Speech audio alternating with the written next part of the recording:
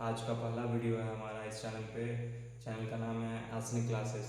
इस पर आपको रोड मैप की पहला वीडियो जो आज हम लोग का होगा वो रोड मैप के ऊपर होगा। रोड मैप यानी किस चीज़ के लिए रोड मैप, तो आपको क्लास अभी जो बिहार बोर्ड का 10वीं और 12वीं का जो बोर्ड है उसके लेकर कि इतने कम समय में आप कैसे किस तरीके से आप कर सकते हैं तैयारी। अभी भी आपके पास देखिए बचा हुआ है, आज 12 अक्टूबर है, ठीक। सपोज दैट आज 12 अक्टूबर है, ठीक। इस मंथ का आपको कितना बच गया, 8 दिन इधर, 20 12 8 20 इधर 10 दिन, तो टोटल इस मंथ में आपके पास 11 दिन इस मंथ में मान लीजिए, ठीक। उसके बाद फिर 3 महीना उधर है, ये हो गया अक्टूबर, नवंबर और दिसंबर, ठीक। नवंबर दिसंबर, तो 3 मंथ आपके पास ये हो गया और उसके बाद एक जनवरी, ठीक। उस जनवरी, ठीक। तो नवंबर आपके पास पूरा बचा हुआ है, ठीक, 30 दिन का। दिसंबर आपको 31 दिन का और जनवरी आपके पास 31 दिन का।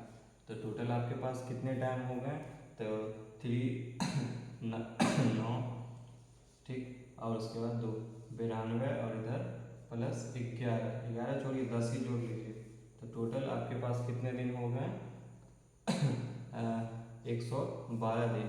112 दिन सिर्फ बचे हैं आपके बोर्ड होने में, क्योंकि बिहार बोर्ड का जो होता है 12वीं का आप चाहे कोई भी स्ट्रीम के हो, आर्ट्स हो या फिर साइंस हो या फिर कॉमर्स हो या फिर वोकेशनल कोर्स हो, अगर आप साइंस भी लिए हैं या फिर आप आर्ट्स भी लिए हैं स्ट्रीम के तौर पे, तो आपका जो है इस सब का एग्ज़ाम जो आपका पहला सप्ताह में हो जाता है, ठीक।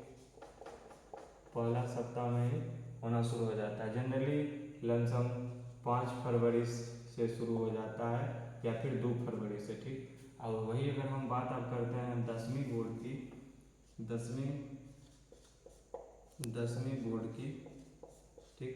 तो वही 10वीं बोर्ड का जो शुरू हो जाता है एग्ज़ाम 14-15 फरवरी से एग्ज़ाम शुरू हो जाता है, ठीक। तो कुल मिला के इस वीडियो में हम आपको ये बताना चाह रहे हैं कि इस वीडियो के माध्यम से कि आपके पास किस तरीके से आप इतने ये जो समय है आपके पास जो दिख रहा है इतना दिन में आप कैसे तैयारी कर सकते हैं। तो चलिए अब हम आपको बताते हैं रोड मैप।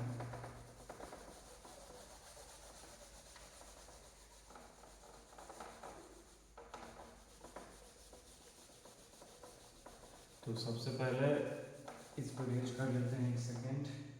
उसके बाद देखिए रोड मैप हो गया ये। इधर हम बात करते हैं 2 हिस्सों में बांट देते हैं, 12वीं का इधर, ठीक, 12th, और इधर हम बात करेंगे 10th का, ठीक। सबसे पहले चलिए हम सब्जेक्ट के बारे में जान लेते हैं कि कौन कौन से सब्जेक्ट आपके आते हैं, ठीक। तो इधर देखिए आपके पास सब्जेक्ट हो जाते हैं 10वां में विज्ञान, साइंस बोलिए, विज्ञान बोलिए, सामाजिक विज्ञान, ठीक, हिंदी, ठीक। उसके बाद गणित हो गया, ठीक। उसके बाद फिर Hindi, English, math, science, SST, उसका 4 विषय ये हो गया, और एक विषय अंग्रेजी तो है ही, और इसका नंबर वैसे नहीं जुटता है, ठीक, फिर भी अंग्रेजी हो गया। उसके बाद जो संस्कृत होता है ये संस्कृत, ठीक। अब उसके बाद देखिए ये तो 10वीं का बात हो गया, और टोटल नंबर का बात करें तो टोटल नंबर 500, ठीक। और आपको लग रहा होगा कि यहाँ 6 सब्जेक्ट क्यों हैं, तो ये जो सब्जेक्ट है अंग्रेजी, इसका नंबर मार्कशीट में आप देखिएगा और खटाल में इस तरीके से इन 5 का दिया रहता है, ठीक। और वहीं इधर में रहता है इंग्लिश, ठीक है, पासिंग मार्क्स सबका, तो पासिंग मार्क्स सबका 33 है, ठीक। और वहीं बात करते हैं इसमें आपको प्रैक्टिकल का, फिर देखिए विज्ञान में आपको प्रैक्टिकल 20 नंबर का इधर हो गया प्रैक्टिकल, और सामाजिक विज्ञान में 20 नंबर का प्रैक्टिकल। ठीक, अब चलिए अब हम बात करते हैं 12th में। तो 12th का मेनली अगर हम बात करें तो इसमें 3 स्ट्रीम होते हैं। तो पहला स्ट्रीम बात करते हैं साइंस, ठीक, आर्ट्स, या इंग्लिश को ह्यूमैनिटीज भी कहते हैं। ठीक, ह्यूमैनिटीज भी लोग बोलते हैं। और उसके बाद फिर एक आ जाता है कॉमर्स, जनरली। तो जनरली यही तीनों जो आपको दिख रहा होगा कि विज्ञान, सामाजिक विज्ञान, हिंदी, गणित, अंग्रेजी, संस्कृत, और 12वीं में साइंस, आर्ट्स और कॉमर्स, तो यही स्ट्रीम लेते हैं। अब जो साइंस लेंगे तो उसमें होता है, एक होता है PCMB और एक होता है PCM, ठीक, सब्जेक्ट में। ठीक, तो देखिए उसके बाद सबके साथ तो लैंग्वेज आपको होना ही, लैंग्वेज इंग्लिश हिंदी चूज कीजिए। ठीक, या फिर कोई और अगर भाषा आप चुन रहे हैं तो ये चीज़ हो गया, ये 2 लैंग्वेज रहेगी आपके पास। ठीक है, पढ़ना है। तो PCMB क्या हो गया गाइस? तो PCMB मतलब हो गया फिजिक्स, ठीक, C से केमिस्ट्री, ठीक, उसके बाद M से हो गया मैथ। अब कुछ बच्चे लेते हैं PCMB, तो ये जो कुछ लोग मतलब सब्जेक्ट लेते हैं फिजिक्स, केमिस्ट्री, बायोलॉजी, ठीक, और उसके बाद 2 सब्जेक्ट जो रहता है ऊपर में इंग्लिश और हिंदी। तो ये हो गया टोटल आपका 300 इधर, 200 इधर, टोटल 500 इधर हो गया।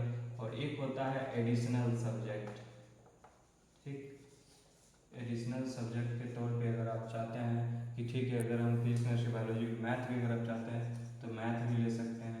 उसी प्रकार आर्ट्स में आर्ट्स का भी सब्जेक्ट है, उसी प्रकार आर्ट्स का भी सब्जेक्ट है। तो फिर चलिए साइंस का बात हो गया, उसके बाद अब आर्ट्स का सब्जेक्ट दिखाते हैं। ठीक, आर्ट्स में आपके पास बहुत सारे सब्जेक्ट है, जैसे कि म्यूजिक, होम साइंस,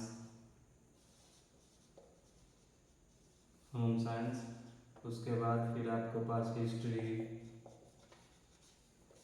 जियोग्राफी, उसके बाद पोल साइंस, और भी सारे सब्जेक्ट हैं। ठीक, उसके बाद एक साइकोलॉजी होता है, साइकोलॉजी, ठीक। तो यही सब है सब्जेक्ट, तो आप देख लिए सब्जेक्ट भी। तो मेरा मेनली फोकस इस वीडियो में आपको ये बताना है कि किस तरीके से आप तैयारी कर सकते हैं। तो आपके पास इतना टाइम है, तो इस तरीके से आप किस तरीके से तैयारी कर सकते हैं।